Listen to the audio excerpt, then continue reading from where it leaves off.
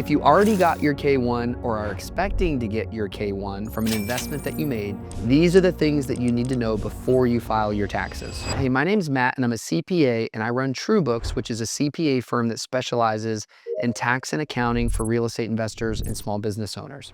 These are the most common questions that I get when it comes to investors getting their Form K-1 after they've made an investment in either a real estate deal or a partnership with some money. And we're going to address one of my favorite questions from investors, which is, hey, I didn't receive any money from this partnership, so why am I being taxed now that it's come tax time? Or my other favorite question, which is, I got distributions, but that was a return of my original investment, so why am I being taxed?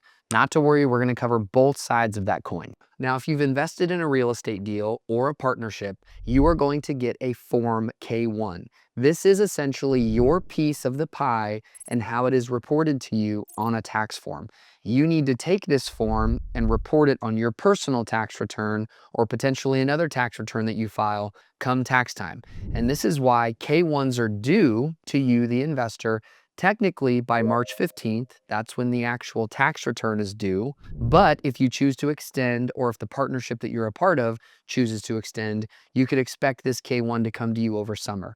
The latest date that you have to receive this K-1 is September 15th, so that you have another month until October 15th to file your tax return. Remember, partnerships or S corporations that actually issue K-1s are due March 15th, and if you choose to extend, or if the partnership chooses to extend, it gives you until September 15th.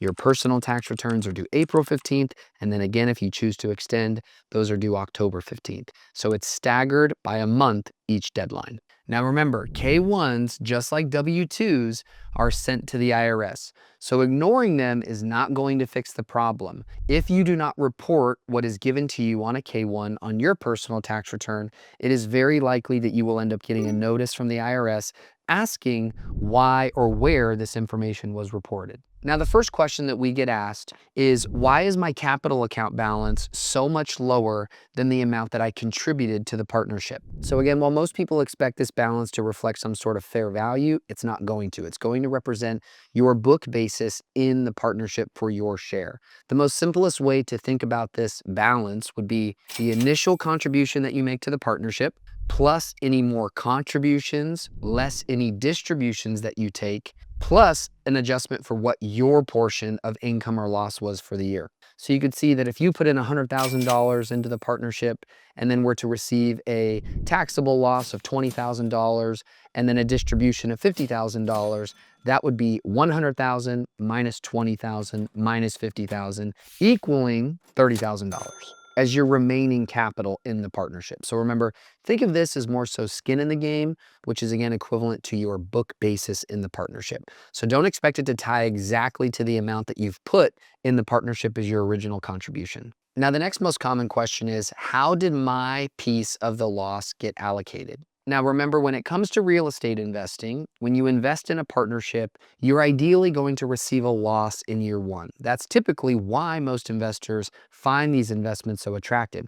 Not only is it a good investment for the next 5, 7, 10 years, whatever time horizon that investment is, but it also has favorable tax treatment and can provide tax losses to help offset other income that you have in other areas of your situation. And so how your loss is typically calculated, one, is pro rata, simply based on the operating agreement and what portion of the partnership you own. Normally, this is going to be a pro rata approach. So the easiest way to explain this is, let's say that you own 10% of a partnership and there was a $100,000 loss. You would be allocated $10,000 of that loss towards your portion that would be reflected on your K-1. And that is because the pro rata approach is simple. You own 10%.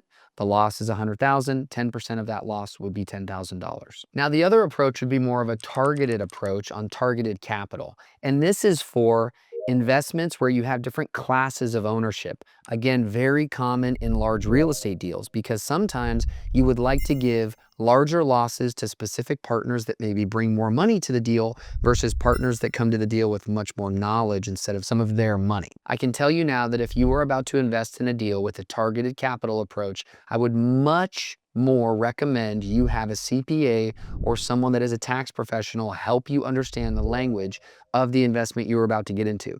There's nothing worse than an investor being sold on a deal to then ultimately invest in something and not get the tax treatment that they expect on the back end when they ultimately receive this K-1, whether it's a larger loss than they initially expected or being able to utilize that loss in a way that they're not allowed to. So overall, when it comes to allocation of losses, most of the time it's going to be a pro rata approach, a lot more simpler, or you have that targeted capital approach when you have multiple different classes of partners. Now to my next favorite question, I didn't get any distributions, so why am I being allocated any income? What we need to keep in mind here is that the business can generate income that you technically own a piece of, which is the business, the revenue generating entity, net income generating entity, but not actually distribute any cash. So imagine this, you have a business that, let's say, starts with $100,000. That business has churned that $100,000 and turned it into $200,000. So it's made an income, net income of $100,000, but it didn't distribute any of that cash back to the partners. So when you started the business, each partner put in an amount of money that totaled that $100,000. Now that you have $200,000, but you haven't distributed anything, doesn't take away from the fact that that business now still has $100,000 of income that you own a piece of. So in that case, let's say that you own 50% of this partnership. So that means 50% of that $100,000 is allocated to you as a partner, $50,000. But again, if the business doesn't distribute any money back to the partners, you're left in this scenario where you would still have $50,000 of income that is allocated to you, but you didn't get any distributions. So you're getting hit with $50,000 of income that you have to pay tax on, but have no funds or money from the partnership to help cover the tax bill. And so this is one of the most common questions and frustrations that partners have around tax time. Why does my K-1 show that I made money when I, in reality, didn't get any money from the partnership? And that's why. All you can hope is that the business will end up making distributions likely in the year after to help sort of offset the amount of income that you've been having to report from the partnership. Ultimately, if the money is being made within the partnership, those profits should come back to the partners, but I've seen a million different scenarios. So it's just something to keep in mind that if you find yourself in a scenario where you're getting taxed but didn't get any money, that's typically why. The business made money, it just didn't distribute any of it yet to the partners. Now, my next favorite question, and again, another source of frustration from investors, is I got distributions, but that wasn't taxable income. That wasn't profit. That was a return of capital of what I originally contributed. Another very common question from investors come tax time. Now, this ties into the last question where, hey, I didn't receive any money, but I was still taxed on an amount of income. And that's because at the end of the day, if the partnership generates income and you are a partner, you are going to be allocated a portion of that income. If you get money in the form of a distribution that comes back to you, that's fine. It doesn't matter necessarily what you call it, because when the business generates taxable income, if you are a partner, you are going to be allocated a portion of that taxable income. Now, there could be a case where, let's say you put in $100,000 to the partnership, you then get a $50,000 check back. You could not be taxed on that $50,000 if the business did not generate any profits, and it is truly just redistributing the profits that investors originally put back in the deal or put in the deal. So again, just remember, if you're a partner and you end up getting a return of capital or money back from the partnership, at times it cannot be taxable. But if that partnership generated income, it's likely that you are going to owe tax on your share of that income. Meanwhile, you still maybe got a distribution of cash. Now, the last most common question that we get is, what are all these different activities? What are all the boxes on the K-1? And that's because there's different types of transactions that can occur and different types of activities that can occur within one partnership. Let's take, for example, a partnership that flips properties, that flips homes, but also has rental properties. Those activities are reported separately on that K-1 so that by the time they get reported on your individual tax return, they can be treated separately. And so that's the reason that there's so many different spots on a K-1, is to report these different types of transactions and activities. And it's very important that all of these different boxes are filled out correctly, because they all can have different effects on your tax treatment when it ultimately flows to your tax return. This is why it's so important to have a tax accountant or CPA that is specialized in what that partnership does, so that you can make sure that your investors can sleep well at night knowing that they're going to get Form K-1s that are accurate and reflect exactly what their share of the partnership is. And more importantly, by the time that you get your K-1 and it's time to do your tax return, that you have a tax accountant that knows how to handle these K-1s to report them appropriately on your personal tax return. Someone that can also maybe catch if something looks off, to go back and ask the partnership, hey, was this reported correctly, or does it need to be revisited again? As you get further along in your investing journey, it's going to be very common for you to receive these Form K-1s. We have clients that receive 20, 30, 40, 50 of these forms every year, and that's because as their investments grow larger, it's more common for them to find different deals that they're putting money in.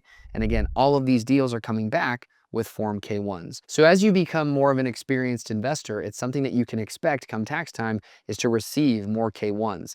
And remember, that's the reason that business tax returns, partnership returns, S-corp returns are due before your individual return, so that you have time to get these K-1s, review them, make sure that they're accurate, and then ultimately report them on your personal tax return. These are the most common questions that we get from investors. Again, some of the most largest source of frustrations for investors. Hey, why am I paying tax on money that I never got? Hey, why when I got this money, I thought this was a return of my original investment?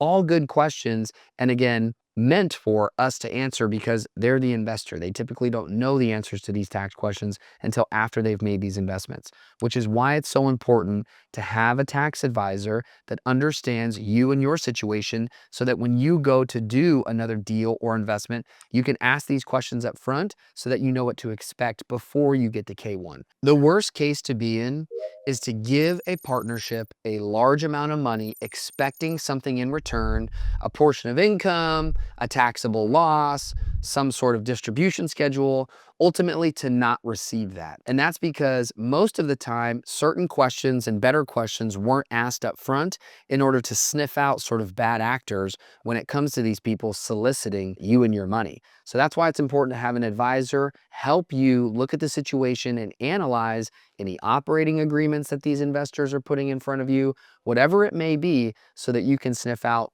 good investments versus bad investments and ask some of these questions up front to help avoid any headache down the line. I hope this was helpful, and I hope you don't find yourself in these scenarios asking yourself these same questions. But if you do, make sure that you have a tax advisor there that you can bounce these off of. As always, if you have any other questions specific to K-1s, feel free to drop them in the comments, and I'd be glad to help. See you next time.